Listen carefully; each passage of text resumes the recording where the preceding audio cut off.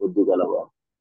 బుద్ధి లేని వారు తమ దివిటీలు పట్టుకొని తమతో కూడా నూనె తీసుకొని పోలేదు. బుద్ధి గలవారు తమ దివిటీలతో కూడా సిద్ధెలలో నూనె తీసుకొని పోయేది.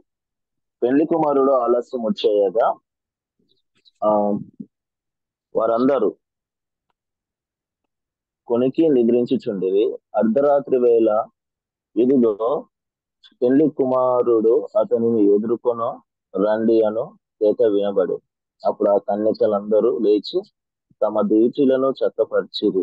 కానీ బుద్ధి లేని ఆ కన్యకలు, మా దివిటీలను ఆరిపోవచ్చున్నది గనుక మేము నూనెలో కొంచెం మాకీయుడని బుద్ధి గల వారిని అడిగిరి. అందుకు బుద్ధి గల కన్యకలు, మాకును మీకును ఇది చాలదేమో, మీరు మా అమ్మవారి యొద్దకు పోయి కొనుక్కొననిది అనుడని చెప్పిరి. వారు కొనబోవచ్చుండగా పెళ్లి కుమారుడు వచ్చిన అప్పుడు సిద్ధ పడి ఉన్న వారు అతనితో కూడా పెళ్లి విందులో లోపలికి పోయిరు. అంతటా తలుపు వేయబడెను. ఆ తర్వాత తగ్గిన కన్యకలు వచ్చి, అయ్యా అయ్యా మాకు తలుపు తీయమని అడగగా, అతడు మేము నెరగనని మీతో నిశ్చయముగా చెప్పుచున్నానని, ఆ దినమైనను గడి అయినను మీకు తెలియదు గనక మేలుకుగా ఉండుడని చెప్పి చదివిన వాక్యం దేవుడు దీవించిన తర్వాత ఇది ఆ అందరికీ తెలిసింది. చాలా వరకు ఈ యొక్క వాక్య భాగము ఇది ఒక అద్భుతమైన ఒక ఉపమానం అని కూడా చెప్పవచ్చు. అయితే విశేషం ఏంటి అంటే, ఇక్కడ దేవుడు ఈ యొక్క వాక్య భాగంలో 10 మందిని చూపిస్తా ఉన్నాడు. 5 మందిని బుద్ధి గల కన్నికలు, 5 మంది బుద్ధి లేని వారు. ఈ 10 మంది కన్నికల ఉపమానము తెలియని ఎదురు చూడని సమయంలో వచ్చే క్రీస్తు రాకడను దృష్టిలో పెట్టుకొని విశ్వాసులందరూ తమ ఆధ్యాత్మిక స్థితిని ఎడతెగక చూసుకోవాలని 10 మంది కన్యకల ఉపమానము వివరంగా చెబుతున్నది. ఆ రోజు ఆ గడియ వచ్చినప్పుడు కూడా తిరిగి వచ్చిన ప్రభు వారిని చేర్చుకునేలా వారు విశ్వాసంతో పట్టుదల కలిగి ఉండాలని ఆ ఈ యొక్క గొప్ప హెచ్చరిక దేవుడు మరి ఈ యొక్క ఉపమానం ద్వారా మనకి ఇస్తున్నాడని మనం అర్థం చేసుకోవచ్చు. ప్రభువు తిరిగి వచ్చినప్పుడు ఆయనలో వ్యక్తిగత సంబంధము లేకపోవడం అంటే ఆయన సన్నిధి నుండి, ఆయన రాజ్యం నుండి మినహాయించడమే అని అర్థం. వాస్తవానికి చెప్పాలి అంటే ప్రభుతో ఒక గొప్ప వ్యక్తిగత సంబంధము అంటే ప్రార్థన యందు గాని, బైబిల్ యందు గాని, ఇలాంటి అనేక రకాలు ఒక క్రైస్తవుడు ఏ రీతిలో జీవించాలో మనకు తెలుసు. అంటే బైబిల్ అనేక రకాలుగా పౌలు పత్రికల్లో గాని, అలాగే క్రీస్తు ప్రభు వారు కూడా నన్ను వెంబడించేవాడు ఆ ఏ రీతిలో ఉండాలని ఆయన కూడా చాలా సందర్భాలు చెప్పినట్టు మనం చూస్తాం. అయితే ఈ కన్యకలు ఈ 10 మంది కన్యకలు నిజమైన క్రైస్తవులకు, అబద్ధ క్రైస్తవులకు అంటే దేవుని ఆత్మ మూలంగా పుట్టిన వారికి, అలాగే పుట్టని వారికి ఉన్న భేదాన్ని సూచిస్తున్నాయి అన్నమాట. ఒకసారి మనం చూసుకున్నట్లయితే యోహాను సువార్త 3వ అధ్యాయము 3వ వచనం ఒకసారి మనం చూసుకున్నట్లయితే ఆ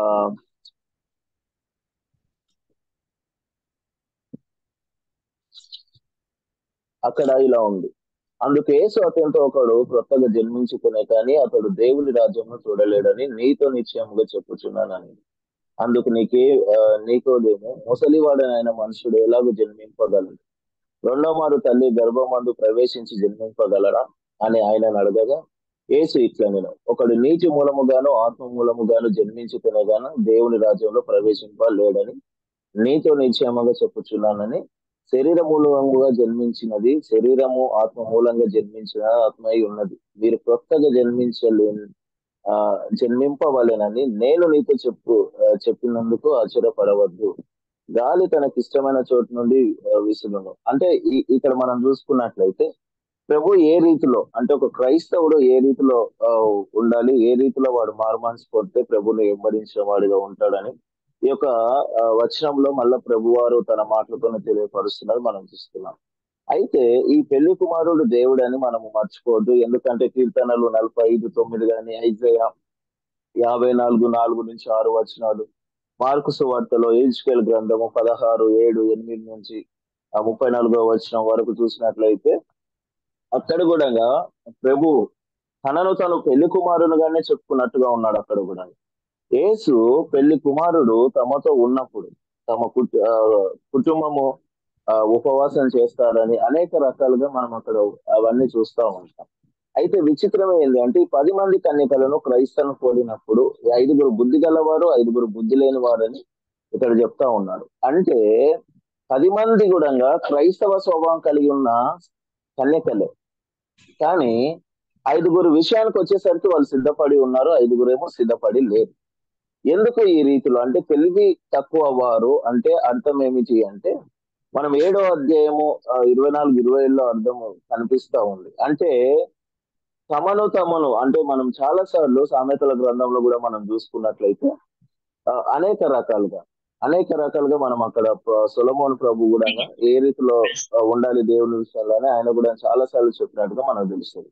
ఈ తెలివి తక్కువ కన్యకల దగ్గర అసలు నూనె ఎప్పుడు లేదని దీన్ని బట్టి అనిపిస్తా ఉంది. అంటే బైబిల్ కొన్నిసార్లు నూనె పరిశుద్ధాత్మకు సూచిస్తుందని మనకు చూసుకున్నట్లయితే మనకు తెలుసు. ఎందుకంటే నిర్గమకాండం 27, 20, లేవియకాండం 24, 1-4, ఐజేయ 61 కూడా ఈ యొక్క నూనెను అభిషేకము అంటే అభిషేకానికి ప్రవక్తలు గాని వీళ్ళందరూ ఏ రీతిలో ఉపయోగించే వాళ్ళు అనేది ఆ యొక్క అభిషేకం ద్వారా ఆత్మ అనేది ఏ రీతిలో వచ్చేది అనేది అక్కడ మనం చూసుకుంటాం.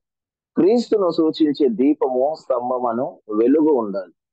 ఇప్పుడు ఈ వెలుగు ఉండాలి అంటే ఖచ్చితంగా దీపం వెలగాలంటే నూనె అను అభిషేకం ఉండాలి, ఆత్మ ఉండాలి.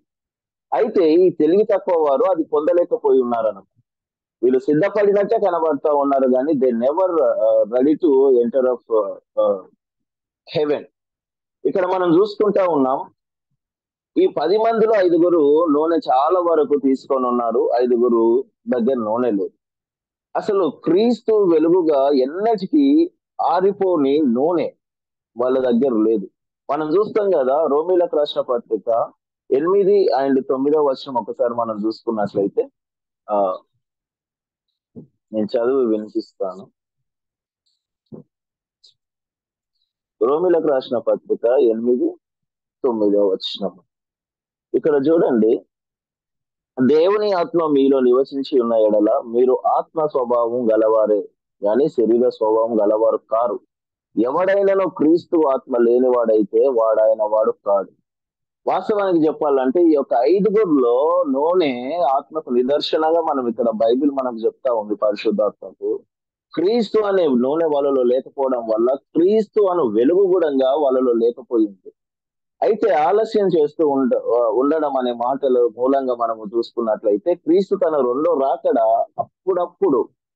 అప్పుడప్పుడే ఉన్నదన్నట్టు సూచిస్తున్నాడు. వారంతా నిద్రపోయారు అని గమనించండి. జ్ఞానవంతులు కూడా ఉండవలసినంత చురుకుగా మెలకువగా అస్తమానం ఉండవు. సంఘ చరిత్రలో కూడా బాగా ఉనికి నిద్రపోయిన కాలాలు అక్కడక్కడ వచ్చాయి. ఖచ్చితంగా మనం చూస్తాము సంఘ చరిత్రలు కానీ గతంలో సంఘాలను కూడా మనం చూసినట్లు ఏమైతా ఉంది అంటే ఆల్మోస్ట్ అన్ని సంఘాలు నిద్రపోతున్నాయి, అందరూ విశ్వాసులు నిద్రపోతా ఉన్నారు, చాలా చక్కగా నిద్రపోతా ఉన్నారు. అది మామూలు కూడా నిద్రపోవట్లా. ఎందుకు ఈ మాట అనాల్సి వస్తుంది అంటే ఈ నేటి దినంలో పరిశుద్ధాత్మ అనే మాట కరువైపోయింది, పొందవలసిన వాళ్ళు పొందలేక.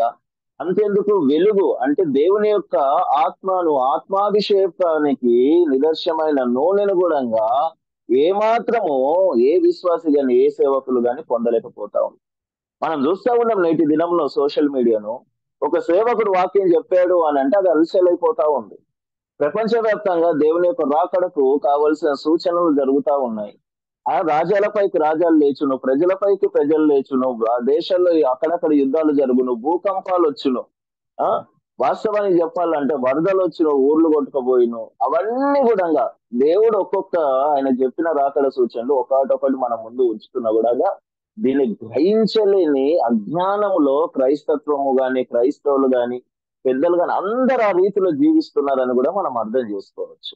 చూడండి, ఆయన రాకడకు సూచనకరమైన అనేకమైన రిఫరెన్స్ ఉన్నాయి.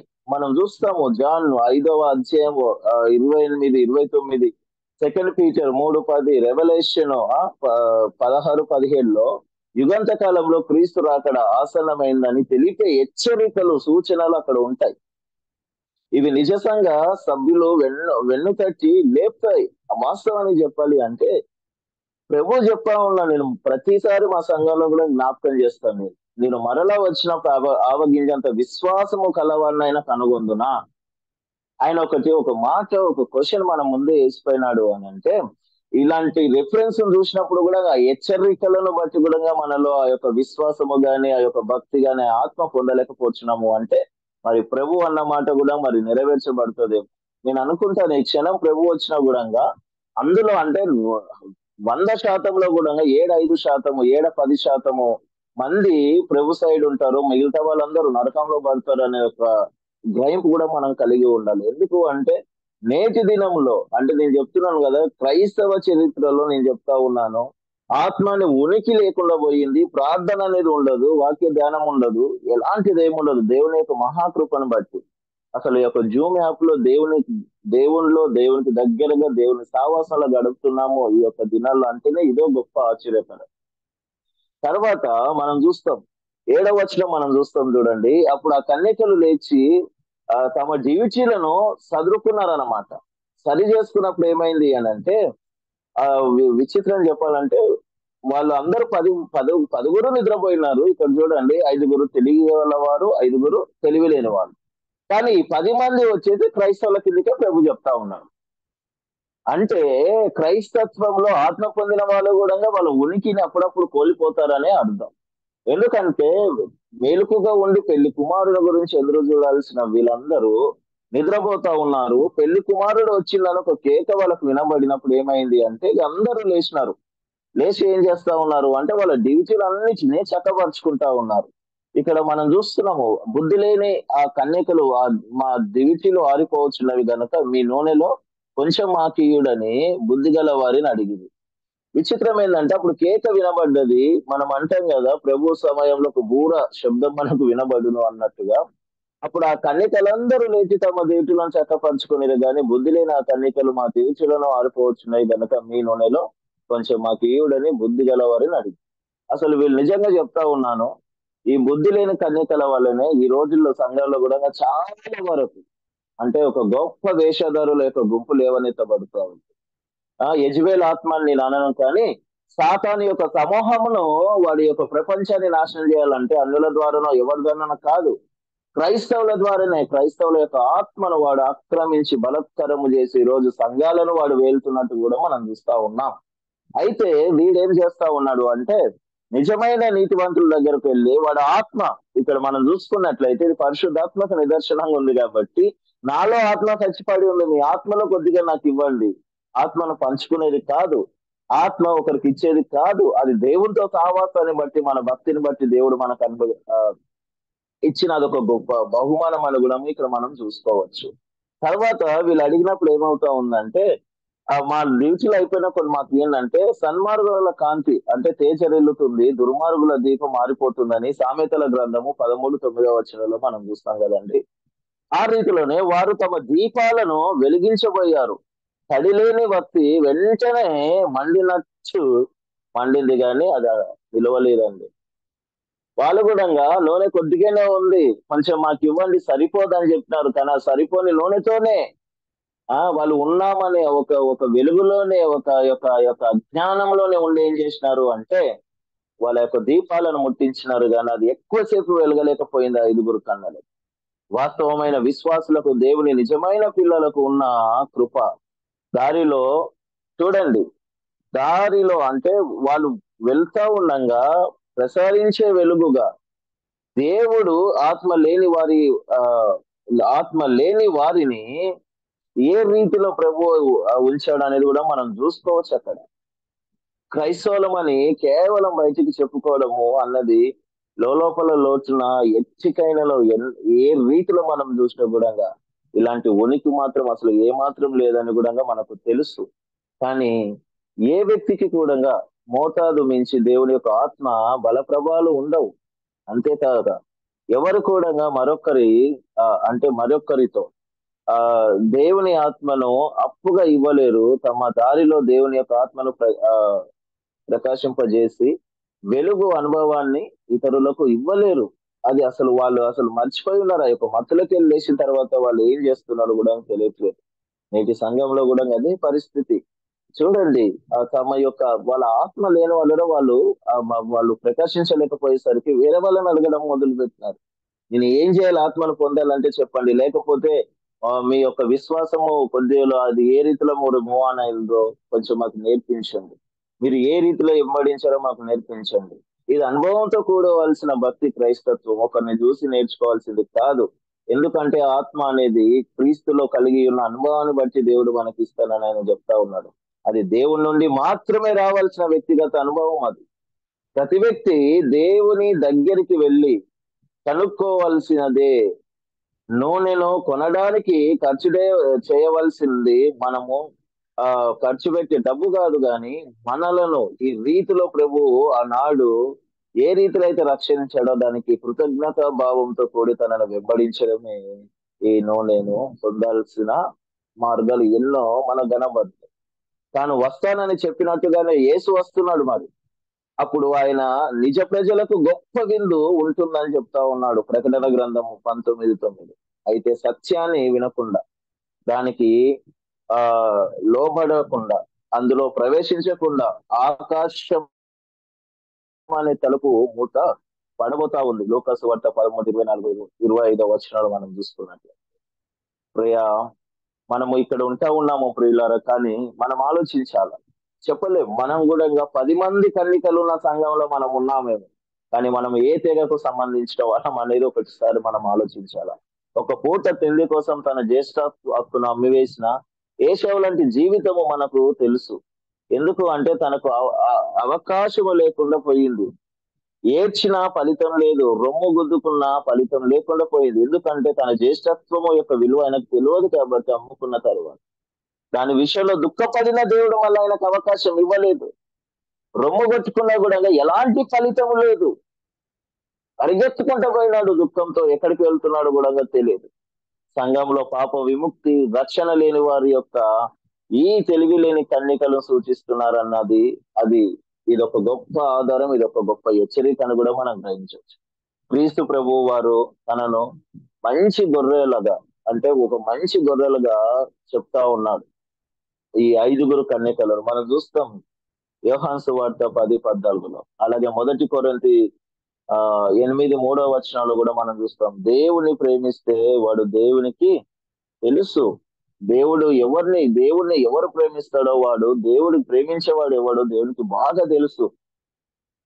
నేను అదే అంటాను, నిద్ర అవస్థలోకి చేరితే సంఘము కూడా ఈ 5 కన్యల కావాలని మూతబడబడుతుంది. అది ఏ మాత్రము క్రీస్తులోకి ప్రవేశించలేదు. వీళ్ళు మనం చూస్తా ఉన్నాం ఈ యొక్క దాంట్లో చివరి వచ్చిన వాళ్ళు ఏ రీతిలో కూడా బతిమాడుకుంటా ఉన్నారండి అక్కడ. అంతటా తలుపు వేయబడేను. ఆ తరువాత తక్కిన కన్నికలు వచ్చి, అయ్యా అయ్యా మాకు తలుపు తీయమని అడగగా అతడు, మేము నేను ఎరగను, మీతో నిశ్చయముగా చెప్పుచున్నాను నేను, ఆ దినమైనను ఆ గడి అయినను మీకు తెలియదు గనక మేలుకుగా ఉండుడి. చూడండి ఎంత గొప్ప హెచ్చరిక అండి ఇది. అసలు వాస్తవానికి చెప్పాలంటే క్రైస్తత్వాన్ని ఎన్ను మీద తట్టి లేపుతున్న హెచ్చరిక, లేకపోతే చెంప మీద కొట్టిల్లి తట్టుతున్న హెచ్చరికలాగా ఇది మనం చూడవచ్చు. మీరెవరో నేను ఎరగను కాబట్టి నేను తలుపు తీయనైనా అక్కడ ఆయన చెప్తా ఉన్నాడు. ఆ దినమైనను ఆ గడి అయినను మీకు తెలియదు గనక మెలకుగా ఉండుడి అని చెప్తా ఉన్నాడు. వాస్తవానికి చెప్పాలంటే నేటి సంఘాలు చాలా వరకు నిద్రలోకి జారుకున్నాయి. కానీ దేవుని యొక్క సమయం అప్పుడు వాళ్ళు ఆ యొక్క 10 మంది కన్యకలు ఒక సంఘానికి సాదృశ్యము, ఒక నిదర్శనంగా 10 మంది కన్యకలను దేవుడు చూస్తా ఉన్నాడు. మరి మనం ఏ గుంపులో ఉంటా ఉన్నాం? తెలివి తక్కువ వారా, తెలివైన వారా? దేవుని యొక్క ఆత్మను పొందిన వారమా, లేకపోతే దేవుని యొక్క ఆత్మను పొందిన వారి వైపు చూసి ఆశపడుతున్న వాళ్ళమా? వేషధారులమా, లేకుంటే నిజ విశ్వాసులమా? క్రీస్తు సైన్యమా, లేకపోతే సంఘంలో ఎదుగుతున్న సాతాను యొక్క దురాత్మ ప్రభావాన్ని బట్టి ఎదుగుతున్న సంఘం సమూహమా? అది మనం ఆలోచించాలి. కాబట్టి ఈ 10 మంది కన్యకలు ఇలాంటి ఉపమానాలు అనేక రకాలుగా ప్రభువు ఒక క్రైస్తవుల జీవితం నిమిత్తము ఈ రీతిలో ఉంటారు అని చాలా సార్లు చెప్పడం అనేది జరుగుతూ ఉంది సువార్తమానంలో. కాబట్టి ప్రియులారా, ఒకసారి మనం ఆలోచిద్దాం. 10 మంది కన్యకలో తెలివి తక్కువ వారమైతే మనం తెలివి గల వారమై క్రీస్తుకు సైన్యంగా మార్చడమే. మనము నూనెను పొందిన వారిగా, ఆత్మాభిషేకం పొందిన వారిగా, పరిశుద్ధాత్మ యొక్క ప్రేరేపితులమై క్రీస్తును వెంబడించే వారిగా మనము. ఇది వాస్తవం. కాబట్టి ప్రభు అదే కోరుకుంటా ఉన్నాడు. ఎప్పటికున్నా కూడా మీ డ్యూటీలో మీ ఆత్మ అనే ఒక డ్యూటీ యొక్కది ఏదైతే ఉందో దాంట్లో పరిశుద్ధాత్మ అనే నూనె నింపుకోండి చాలు. ఆ యొక్క దీపం ఏదైతే ఉందో, దీపంలో వెలిగించేది ఆ బుడ్డి ఏదైతే ఉందో దాంట్లో నూనె నింపుకోండి, నేను మీ యొక్క తలపైన వెలుగై ఉంటాను. మనం చూస్తూ ఉన్నాము, ఒక వెలుగు ఈ లోకానికి వచ్చింది, ప్రతి వ్యక్తిని వెలిగించడానికి వచ్చింది. కానీ వెలిగింపబడాలన్న వ్యక్తి దేవునికి అవకాశం ఇవ్వకపోతే, ఈ ఐదుగురు కన్యల కావాల ఈ ఐదుగురు బుద్ధి లేని కన్యకలు ఎవరైతే ఉన్నారో ఆ రీతిలోనే అవ్వడం అనేది జరుగుతా ఉంది. కాబట్టి దేవుడు చాలా సార్లు చెప్తా ఉన్నాడండి, చాలా సార్లు చెప్తా ఉన్నాడు. కాబట్టి ఒకసారి మనం ఆలోచించి దేవుని యొక్క మహాకృపను బట్టి, ఈ యొక్క ఉదయకాల సమయం అందు దేవుడు ఇచ్చినట్టు గొప్ప అవకాశాన్ని బట్టి ఇటు వాక్యము దేవుడు మన వినికిల్లో దీవించినగా